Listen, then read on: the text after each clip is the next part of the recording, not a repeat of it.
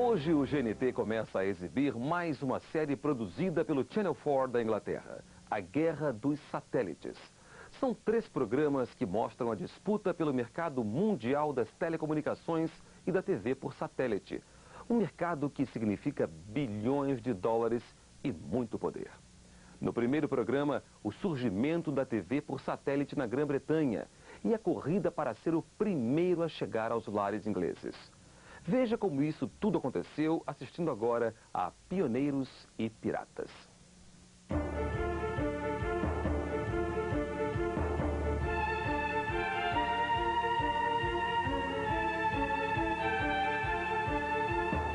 It was sort of brave new world in a way. We were the first people to do it, and now everybody's out there using satellites, but we were the first. Satellite technology is a tremendous instrument for freedom and for democracy. Nobody can stop satellites. This is the most wonderful thing. Well, together with the growth of computers and telephones, satellite broadcasting is the most important single advance since Caxton invented the printing press. You don't want to fight the next war with the last war's weapons, you know, and tactics. You want to go into the next war and not against war, but business is war.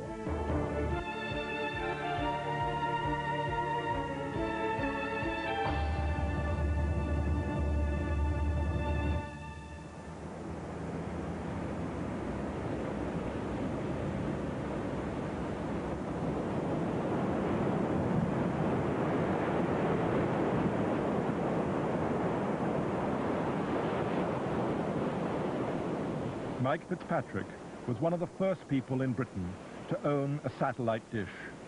Now he's making sure he has the freedom to choose channels from all over the world. This is my window on the world, my satellite dish. It's currently pointing at a satellite above the Indian Ocean. It's at 63 degrees east of south. On that satellite you get channels from Iran and Italy. And as I motor it around, we're now going past some satellites which carry Russian television, Arabian satellites, German satellite, Turkish satellite. The first thing I do when I get home at night is make myself a cup of coffee. And I sit down, grab my satellite remote and look and see what's new. And it's quite tremendous to think that you're sitting here in Britain watching a channel, there's somebody over in Crete or in Egypt or Tunisia or South Africa or in Moscow is also watching. On top of all these channels which are virtually full-time transmissions, you also get occasional transmissions of 2 or 3 hours a night or maybe only 2 or 3 hours a week. And things like Vatican TV is a good example of that. I'm not quite sure what language the Pope's speaking in today. I used to work in Norway, and in Norway they had only one channel at that time, and it was 8 o'clock. And the main programme of the evening was how to grill fish. At that point, I think I cracked. I had enough. And I resolved there and then I was going to get a satellite dish. I wanted choice. The desire for choice is making satellite television an immense and highly competitive global business. But satellite is also causing fierce political debate. Some argue that it extends freedom and democracy.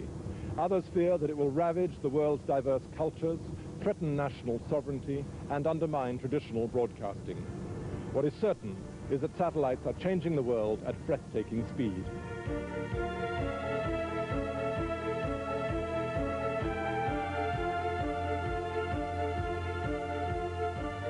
It's 50 years since satellite broadcasting was first envisaged by the then unknown writer Arthur C. Clarke.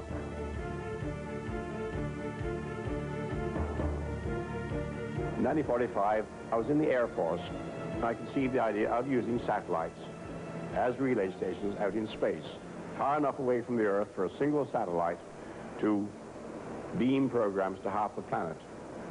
And I knew that at a certain distance from the Earth, the satellite would take exactly 24 hours to go around the Earth, and therefore would appear to be fixed in the sky, the concept of the geosynchronous or stationary orbit. That was the obvious place to put such a satellite, So I just wrote this up in a short paper, and that was that. 20 years later, Clarke's vision began to take form. In 1962, the first international communication satellite was launched, Telstar.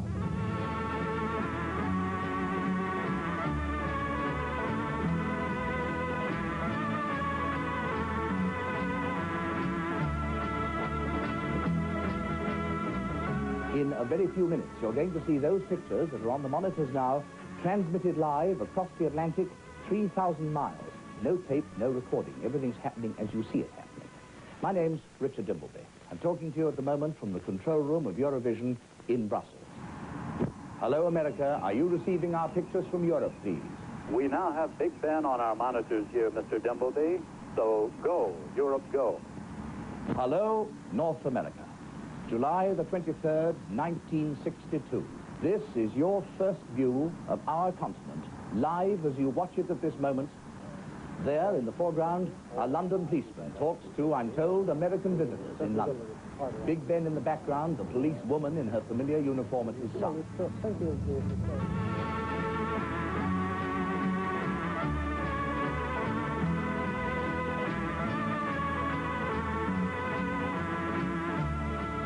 Ladies and gentlemen, we have just been informed that this baseball game is being seen in Europe right now over the Telstar satellite.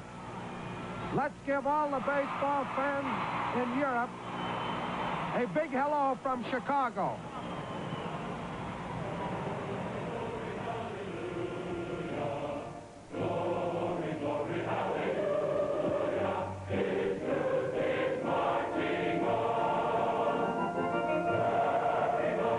I understand that part of today's press conference is being relayed by the Telstar communications satellite to viewers across the Atlantic, and this is another indication of the extraordinary world in which we live. And I think this understanding, which will inevitably come from the speedier communications, is bound to increase the well-being and security of all people.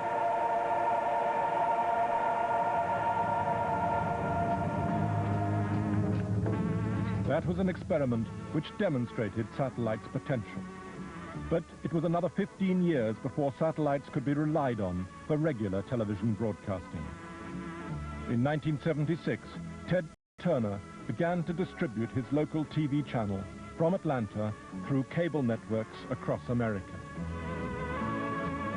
We stress entertainment more than we do information here. We feel like that the other networks in America do enough to depress everybody. We try and cheer everybody up.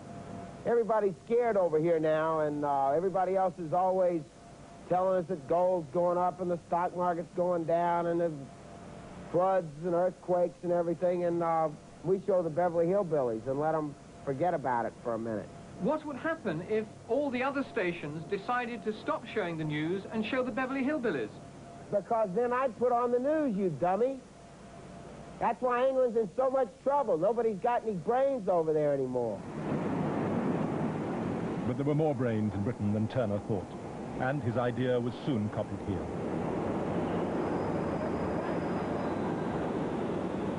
In 1982, Sally Harrison presented Europe's first ever satellite TV program. In those days, Sally and Amanda Cuthbert were colleagues. They were part of a small, adventurous group who became the first broadcasters of the new satellite era. How long ago was it? Can you remember? It was April 1982, wasn't it? So it's nearly 13 years ago, yeah. Seems like it. They do for you, it doesn't do for me. Oh, it was very exciting, and we were all new to it. Well, we were starting a brand new broadcasting service, a brand new way of transmitting television programs. And that night was the first night of the revolution, if you like. Well, we're changing the face of broadcasting. Well, we were the pioneers, weren't we? Together, they hosted the first night of satellite broadcasting in Europe. I think we started in English, didn't we? Yes, so it was a good evening and welcome to satellite television. And then because we were going out to Norway and Finland, we spoke in Norwegian and Finnish, so I said, Velkommen norska seere. And I said something like, Terve, Terveles, Swamalaisat, or something, and then we must have both... And then said, and welcome to Europe's first satellite television. Good evening, good afternoon, Velkommen norska seere. Terve, Tele, Swamalaisat, in Selimkom. Bonsoir, guten Abend, good evening. I'm Amanda. And I'm Sally.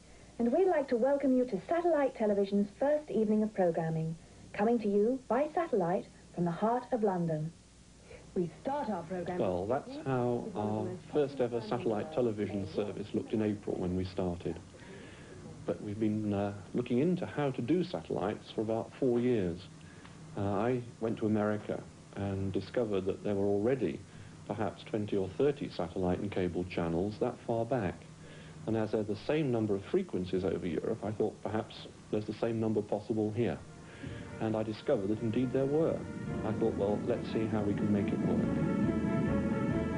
Brian Haynes managed to buy time on a telecommunications satellite for £300 an hour. He tried to persuade the company he was working for, Thames Television, to back his experiment. They refused. So he left and raised £4 million to go it alone. His team set up in a little studio off Carnaby Street.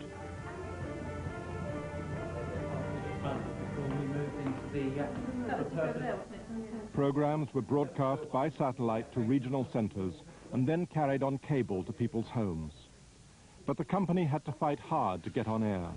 The satellites were owned by European telephone companies who tried to deny them access. Satellite TV service broke all of the rules. The satellites that we had operating across Europe at that time had been designed for telephone calls between European countries. Then we had this bunch of people, free-thinking entrepreneurs come forward with this apparently crazy idea to use those satellites to transmit TV programs. Good evening, welcome to Monday night's viewing. Welcome to Monday's viewing, then. In those days, it was illegal to receive satellite transmissions in all European countries, including Britain. But Brian Haynes finally managed to persuade Norway and Finland to cooperate, and others followed.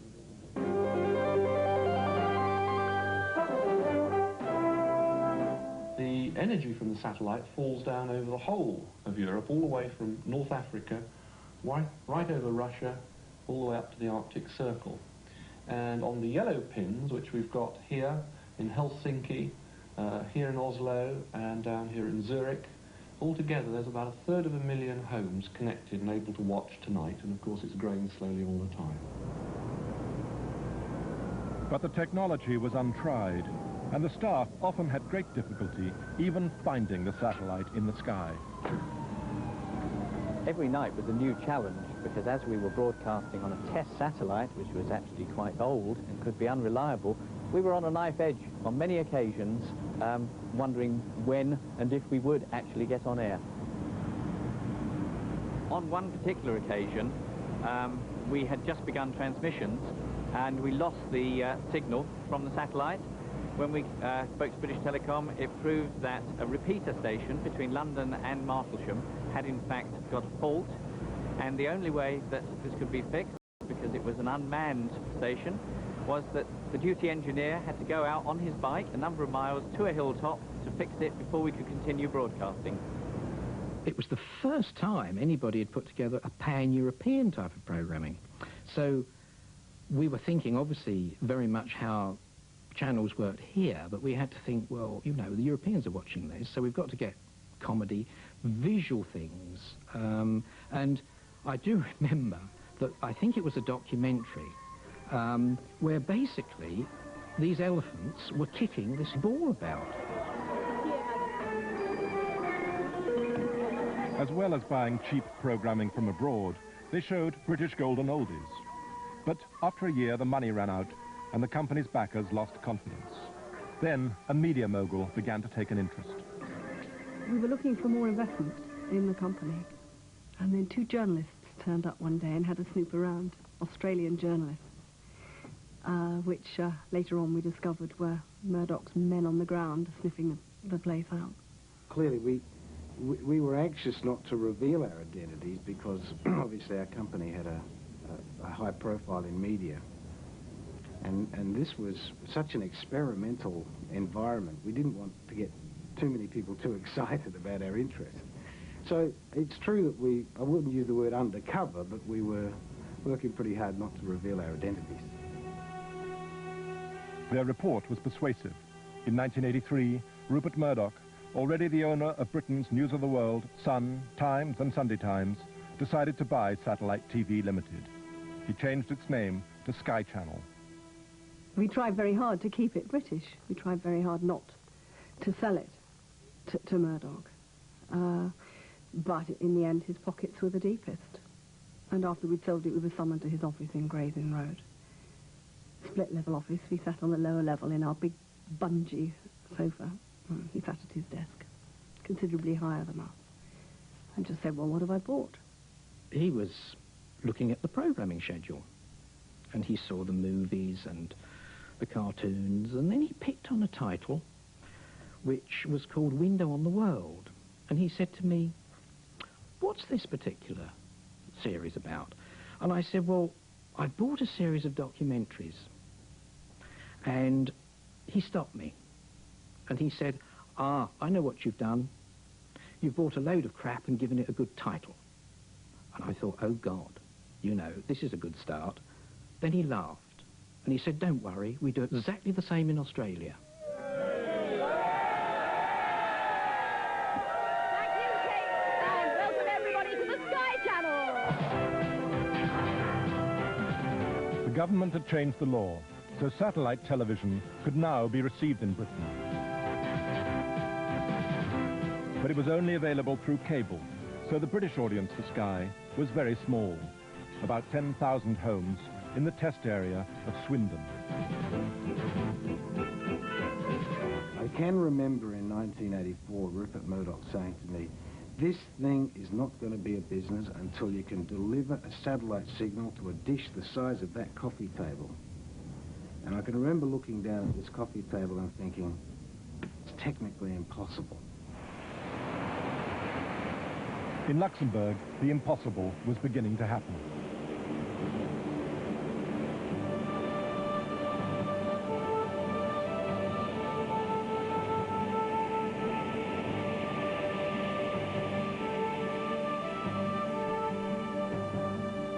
Candace Johnson, an American, brought a business proposition to the Luxembourg government. It was to revolutionize satellite television. She seized on Luxembourg's tradition of pirate broadcasting and persuaded the government to back a private satellite. The story began when she married the Luxembourg ambassador to Washington. I had visited, of course, Luxembourg before I married my husband because I had to be approved, which was a very funny thing.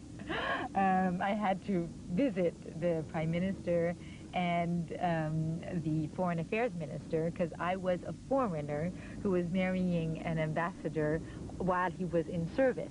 And so my mother bought me a new suit and I flew to Luxembourg to be approved. Before I married my husband, I told him, I said, well, I will marry you, but I will keep my name, my money, and my career. And I wanted to be, however, I wanted to be a good ambassador's wife. I wanted to do something for Luxembourg, but I wanted to do it my way. And so I thought, well, what could I do for Luxembourg? And I come from what I call a satellite family. My father was one of the first pioneers in satellite communications. He was the assistant head of the Office of Telecommunications Policy for the United States and for President Kennedy and for President Johnson. So I thought that this was something that I could do for Luxembourg. And I wrote to the Prime Minister in June of 1982. And I said, well, you know, here I think this is why Luxembourg should have a private satellite, and this is how you could do it.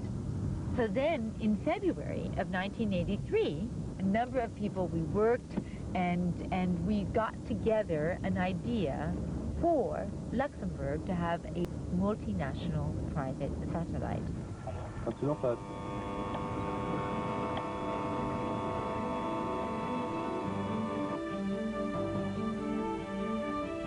The European broadcasting bureaucracy was horrified. All the European governments were working on a master plan to regulate television satellites. So they were shocked when this new company, SES, announced that it was going to broadcast from a private telecommunications satellite that was outside their plan.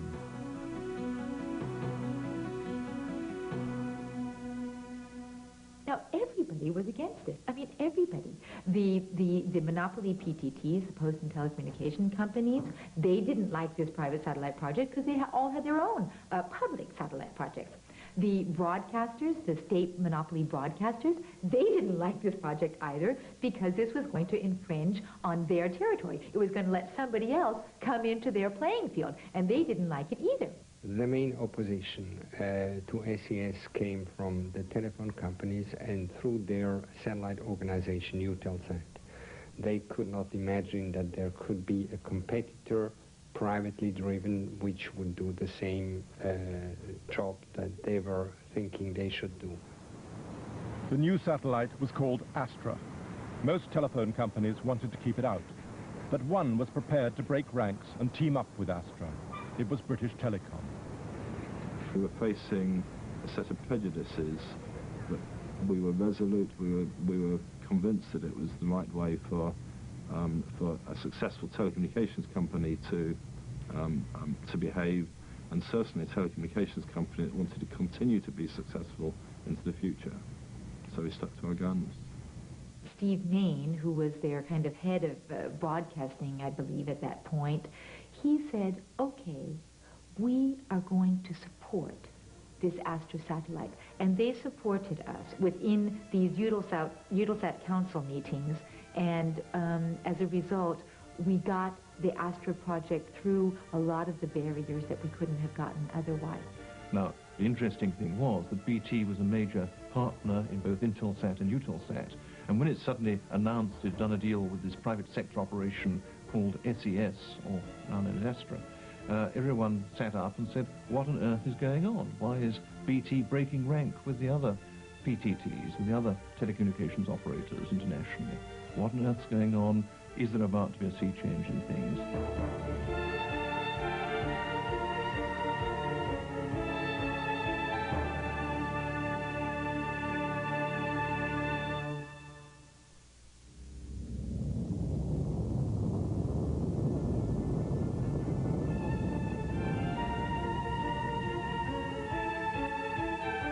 In the mid-1980s, Britain was still wedded to the official European plan for regulating satellites. In 1986, the Independent Broadcasting Authority invited bids for the license to be Britain's satellite broadcaster. One group has emerged which we believe contains the reality of the present with the vision of the future. The IBA has accordingly, this afternoon, offered the contract to British Satellite Broadcasting, BSB. BSB had won the prize, but it carried stringent technical conditions. BSB was not allowed to use the old PAL transmission system, but had to invest in a new, high-quality system called DMAC. The IBA gave us to understand that DMAC was it, and that PAL wasn't it. We pressed them on this very strongly, and I remember the IBA engineers explaining that the PAL signal was of a quality that would never be acceptable to people who saw off-air television in this country in all its glory. That the PAL signal would be so snowy and broken up and so on. They said if it rained it would get worse. So we went and we asked for a demonstration of what the PAL signal would look like compared with the DMAC, and we saw a demonstration, and of course the DMAC picture was absolutely superb and the PAL picture was ghastly. We were leery a bit about this, but we were told by the body that was offering the franchise we had to use DMAC, so we planned for DMAC. The technical requirements, of course, were completely beyond me because I couldn't even change a wheel on a car.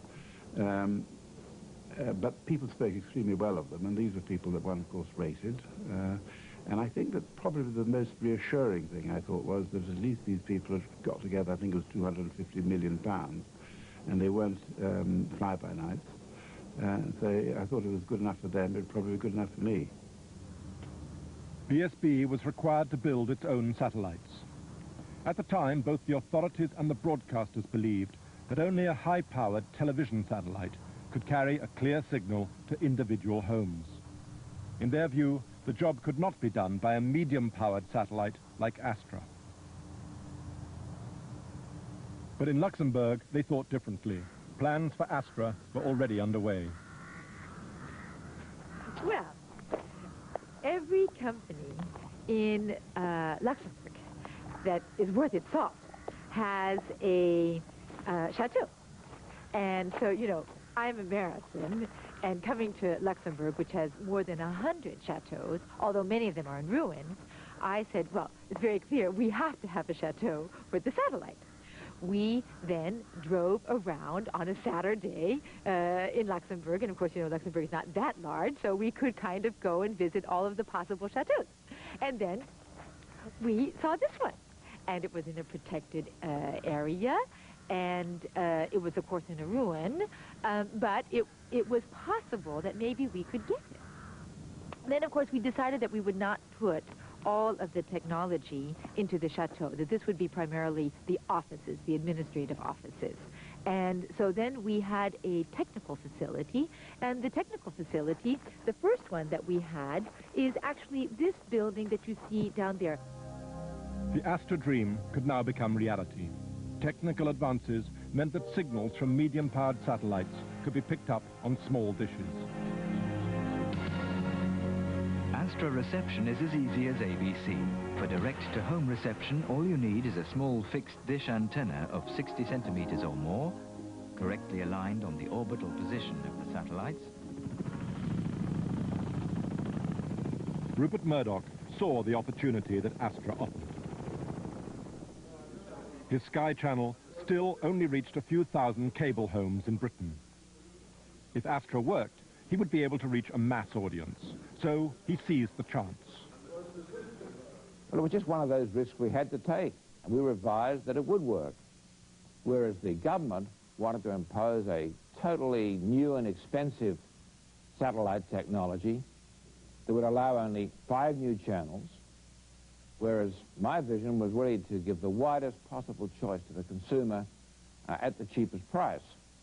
And of course, it was vital for us doing this to be on the air before everyone else. The contact with Mr. Murdoch was a breakthrough, and I think it was a breakthrough. I think it was important because Mr. Murdoch was so committed to satellite television. I mean, he came there and he said, okay, we are going to make a new world.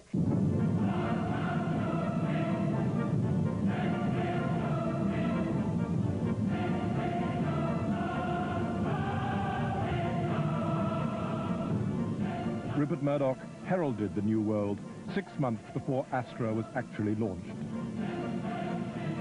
He would have to invest £1.8 billion and risk his company to establish his new service.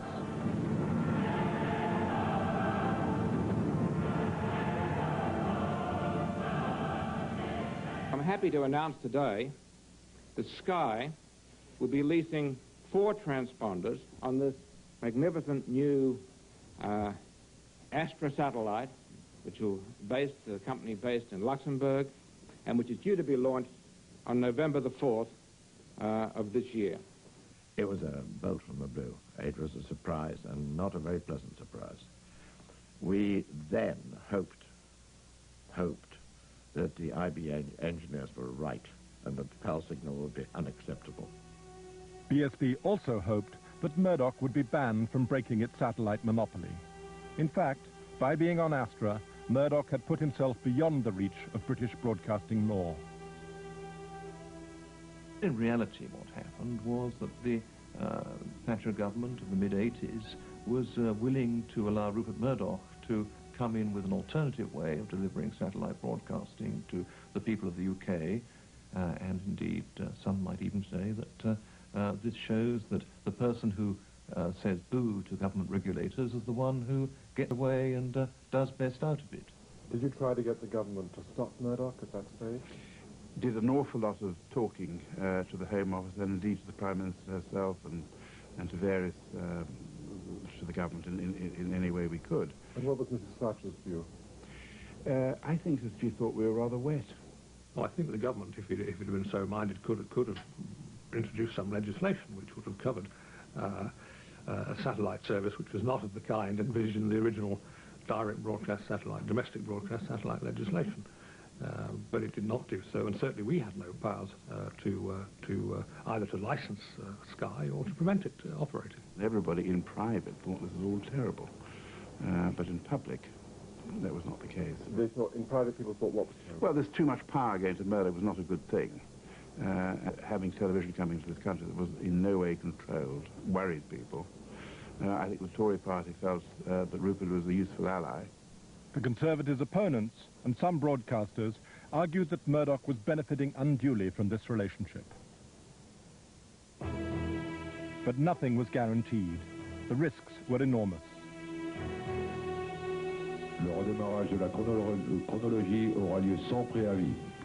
The launch of Astra was a tense occasion, and the first attempt had to be abandoned. I sat there in the control room. I thought, my God, how could I have done this?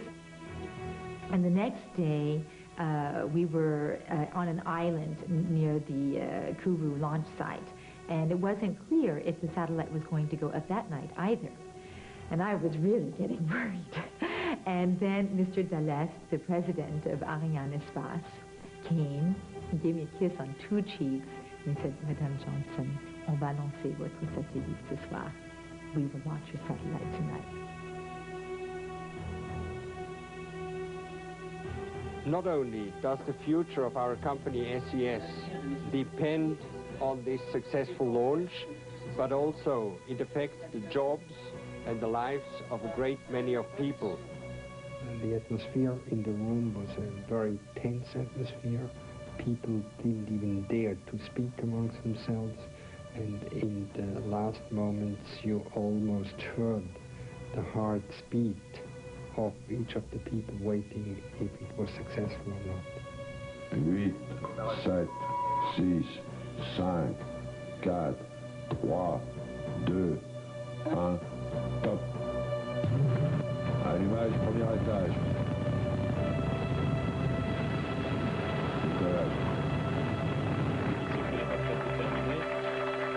Puisque maintenant il reste au 3e étage à se mettre dans une position telle qu'il ne risque pas de rentrer en collision avec le satellite. Ce qu'on a envie de dire,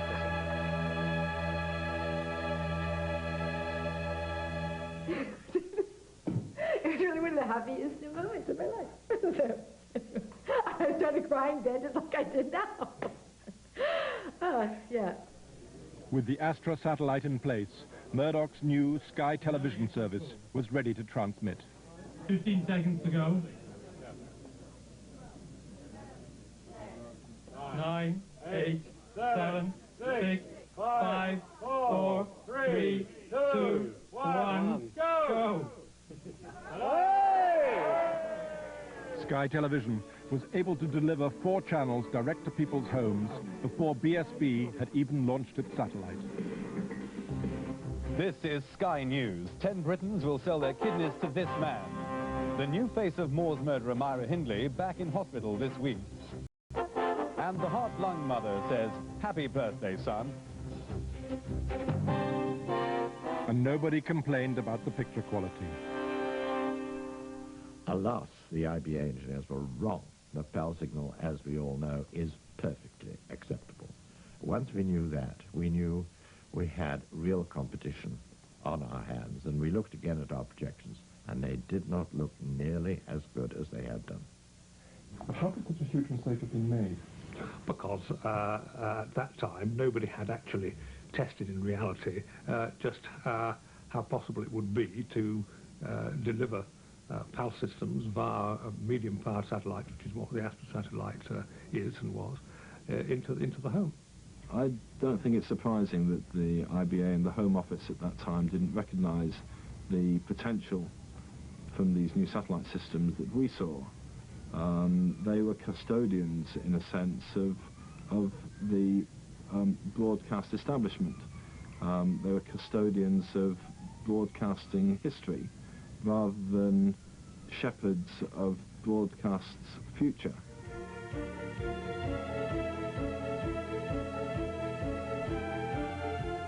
BSB recruited from the British television establishment and aimed to produce programs in the public service tradition. But achieving the technical specifications laid down in the franchise meant that they were late getting on air. This gave Sky a crucial head start. Well, everybody thought BSB had all the cards. They were the establishment choice with monopoly power and monopoly money. We approached the whole project in a completely different way. BSB preferred fine buildings and big cars, whereas we worked out of prefabs and spent the money on creating a market, selling the idea of television choice, really.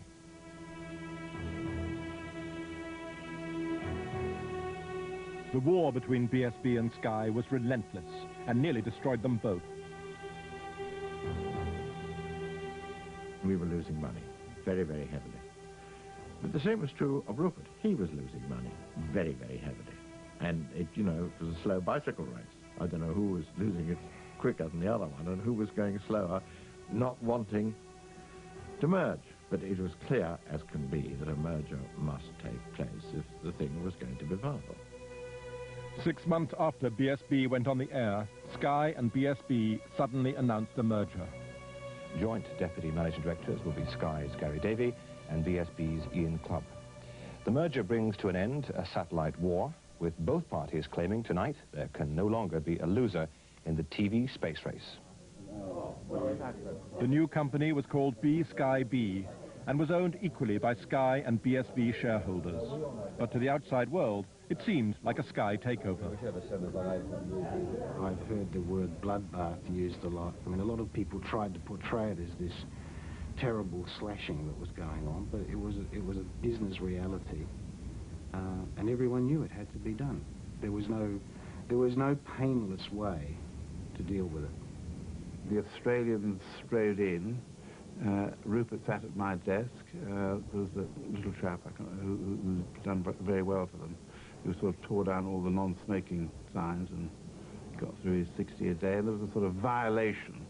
It's wonderful. I mean, I do admire Rupert. I think, you know, you just clean out everybody, and therefore there can be no sort of tribal warfare twittering on, as so often happens when you get murders. I mean, I think that we were killed to a man. So ended the first battle of the satellite wars. A lot of blood had been spilled, but the loser kept 50% of the spoils.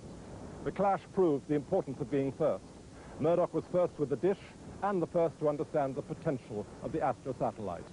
After his success, the other satellite broadcasters clambered aboard, and Astra became the hotbird of Europe. But Europe was only the beginning. There was an even bigger market waiting on the other side of the world.